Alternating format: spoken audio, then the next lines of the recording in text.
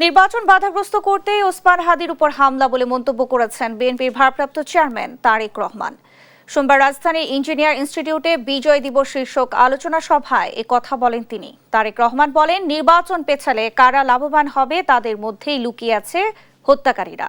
এ সময় ক্ষমতায় এলে জুলাই যোদ্ধাদের নিরাপত্তা নিশ্চিতের প্রতিশ্রুতি দেন বিএনপি মহাসচিব।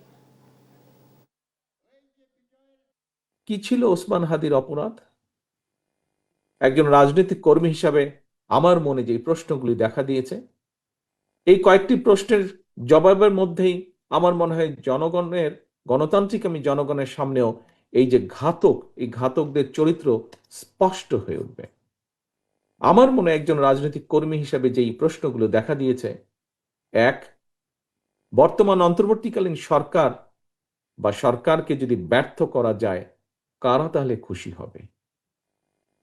দুই, নির্বাচন ছাড়াই বর্তমান অন্তর্বর্তীকালীন সরকারকে বহাল রাখা গেলে কারা লাভবান হবে? তিন, দেশে জনগণের ভোটে জনগণের সরকার প্রতিষ্ঠিত না হলে কাদের লাভ?